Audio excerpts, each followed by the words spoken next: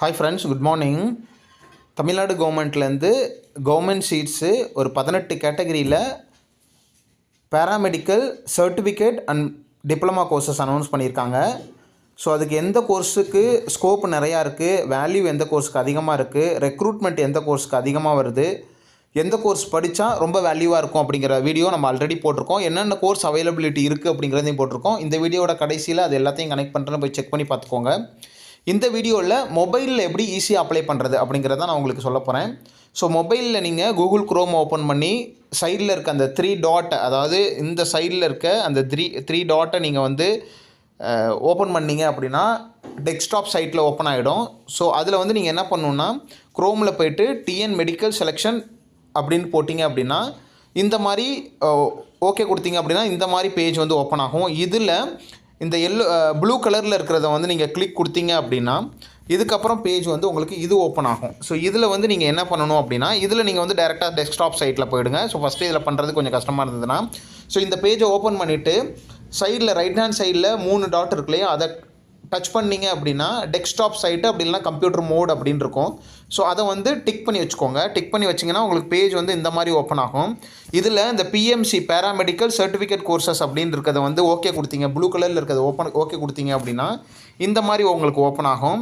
இதில் இந்த paramedical certificate and diploma course அப்படிங்கிறத நீங்கள் ஓப்பன் பண்ணணும். இதுக்கப்புறம் நீங்கள் என்ன பண்ணணும் அப்படின்னா ஓப்பன் பண்ணிங்க அப்படின்னா இந்த பேஜ் ஓப்பன் ஆகும்.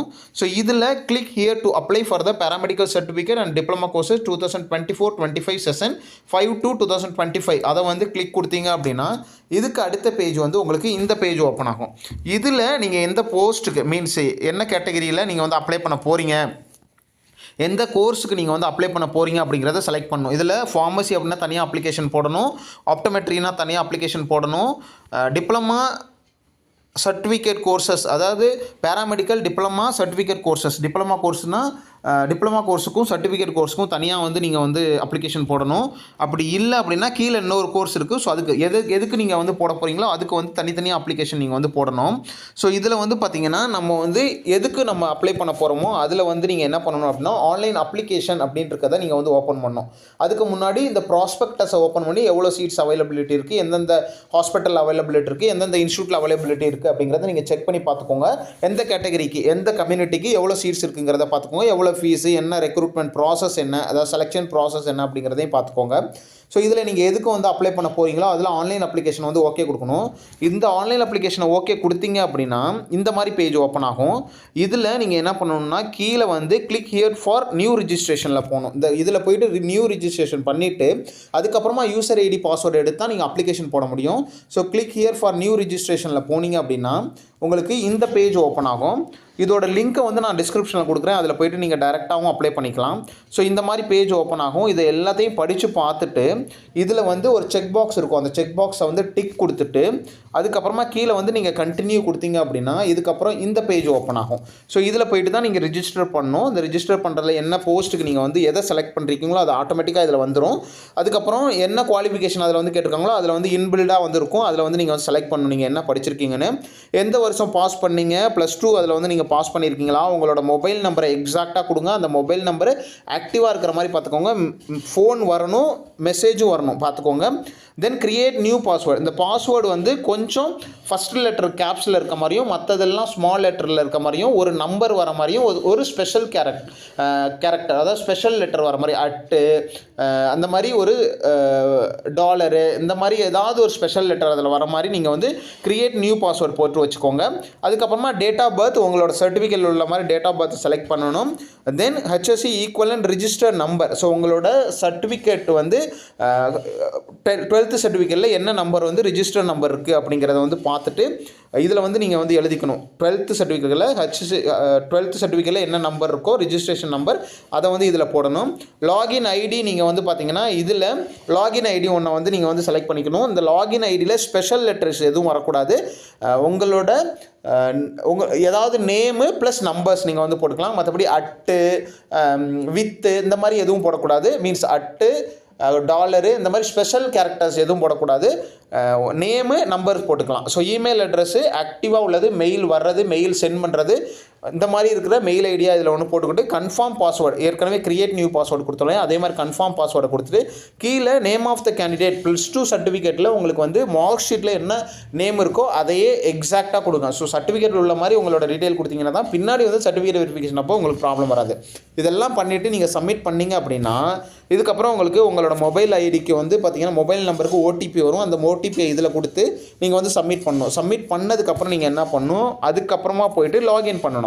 ஸோ இந்த லாகினில் போயிட்டு நீங்கள் யூசர் ஐடி ஆல்ரெடி நீங்கள் க்ரியேட் பண்ணது உங்களோட நேம் நம்பரை போட்டு பாஸ்வேர்டு நீங்கள் ஆல்ரெடி க்ரியேட் நியூ பாஸ்வேர்டு கொடுத்துருந்தீங்களா, ஸோ அந்த பாஸ்வேர்டை வந்து இதில் போட்டு சைன்இன் பண்ணிங்க அப்படின்னா உங்களுக்கு இந்த பேஜ் வந்து ஓப்பன் ஆகும். இந்த பேஜில் உங்களோட டீட்டெயில் எல்லாத்தையும் 1 by 1 நீங்கள் வந்து பண்ண வேண்டியதான்.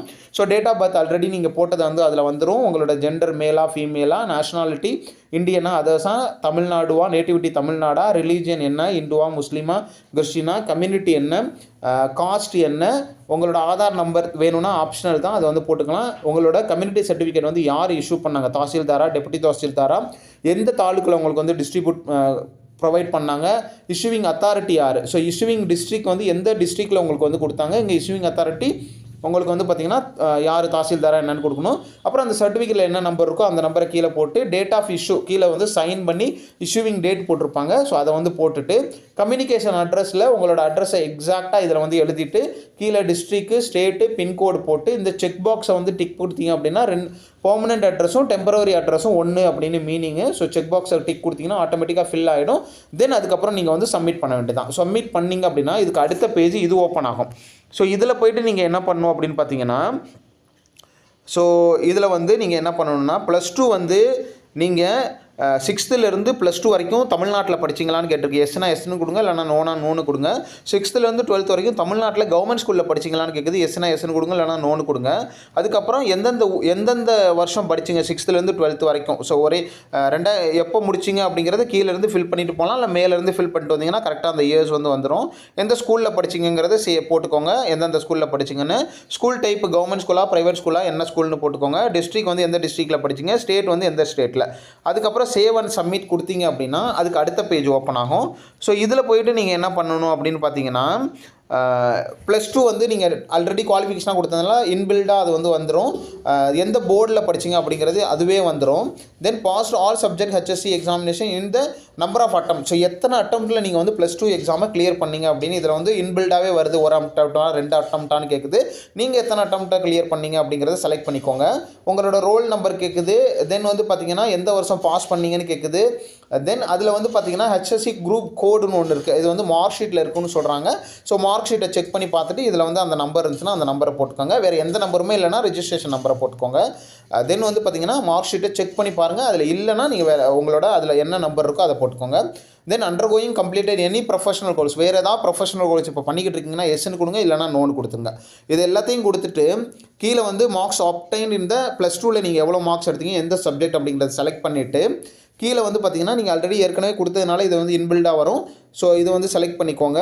தென் எந்தெந்த சப்ஜெக்ட் அப்படிங்கிறது வருது, மேக்ஸிமம் மார்க் எவ்வளவு, நீங்கள் எவ்வளோ மார்க்ஸ் எடுத்தீங்க, ஒவ்வொரு சப்ஜெக்ட்டுக்கும் இதை வந்து பண்ணிவிட்டு இதில் வந்து நீங்கள் வந்து சேவ் கொடுத்துடணும். ஸோ சேவ் கொடுத்தீங்க அப்படின்னா உங்களுக்கு அடுத்த பேஜ் ஓப்பன் ஆகும். ஸோ இந்த பேஜ் ஓப்பன் ஆகும். இந்த பேஜில் நீங்கள் என்ன பண்ணணும்னா மதர் டங் தமிழா தெலுங்கா மலையாளமா அதை வந்து போட்டுக்கோங்க. மீடியம் ஆஃப் இன்ஸ்ட்ரக்ஷன் எந்த மீடியமில் நீங்கள் படிச்சிங்க, பேரண்ட்டோட ஆக்குபேஷன், ஸோ நீங்கள் கவர்மெண்ட் ஜாபா ப்ரைவேட் ஜாபா கூலினா அதர்ஸ்னு கூட நீங்கள் போட்டுக்கோங்க. அடுத்து வந்து பார்த்தீங்கன்னா ஆனுவல் இன்கம் பேரண்ட்டுக்கு எவ்வளோ அப்படிங்கிறது கொடுக்கணும். நேட்டிவ் வந்து எந்த தமிழ்நாடா என்னன்னு கொடுத்துக்கோங்க. தென் லாஸ்ட்டு ஸ்கூல் எந்த ஸ்கூலில் நீங்கள் வந்து படிச்சிங்க கடைசியாக அப்படிங்கிறது கேட்டிருக்காங்க. ஸோ அதை வந்து போட்டுக்கோங்க.